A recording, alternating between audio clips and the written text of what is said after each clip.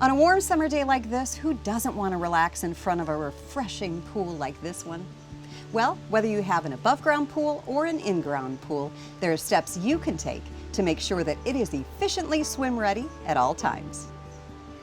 Joining us again is David Folsom from Splash Pool and Spa.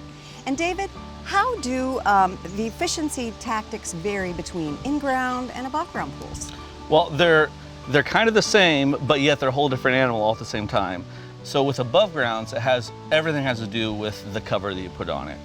So there's not very many options you can do with above grounds, but they have what's called a solar cover you can put on it, and it helps keep the heat in at night. And if you have a heater on it, you can heat the water up and you don't lose near as much heat out of the top of the pool, obviously, which is the biggest loss of anything you do is out the top of the water. So a cover is huge with above grounds. Okay, so what are the other basics we need to know about above ground pools? Well, when it comes to efficiency, a pump is a big deal. There are 110 volt pumps and 220 volt pumps, and the only reason you use a lower voltage pump is because you don't have any option at your home. But if you can, you always use higher voltage things because they're much more energy efficient, which is basically true across any board, but definitely applies to pools as well. And there's the heater. You've got smaller heaters, bigger heaters. You want to get a heater that's sized appropriately for the size of pool you have, and you don't go overboard with some big heater. That's a big one. And I would imagine that it's really important to solicit the services of a professional who can kind of assess your space, right? Absolutely. It definitely takes experience. Let me tell you, it takes some experience. Learning the space, learning how to size things up, and get it right for you. So you touched on covers a little bit. Are there any other physical attributes with an above ground pool that we need to be aware of? That is mainly it. There's not a lot of options for an above ground pool, but having a solar cover, which basically just floats on the water. Anybody who has a pool knows exactly what I'm talking about. We all have the blue covers that look like the bubbles that you want to pop. Don't pop them. But no, that's what an above ground cover is, and it floats on the water, it keeps the heat in. Okay, so it sounds like a lot of these measures really kind of can apply to both in-ground and above ground. So let's talk about specifically in-ground pools now. What are the things that homeowners need to consider to keep them efficient? So in-ground efficiency, there's a whole array of options because there's a whole array of options you can add to your pool. One of them, and the biggest, is just like with the above ground, is the cover for it.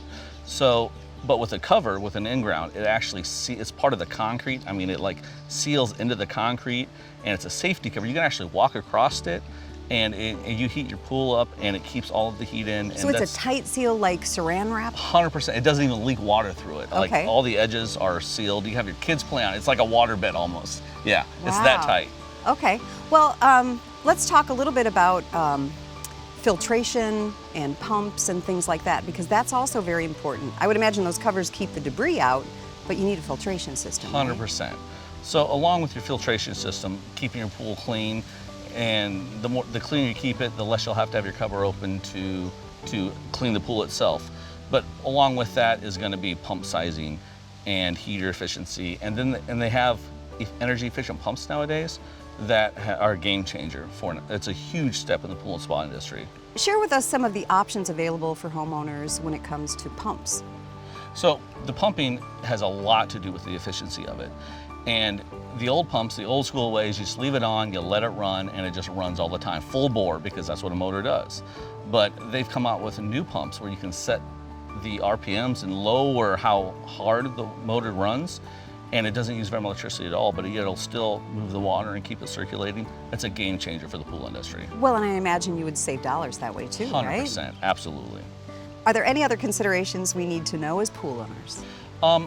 I think a lot of it is look at your space that you have.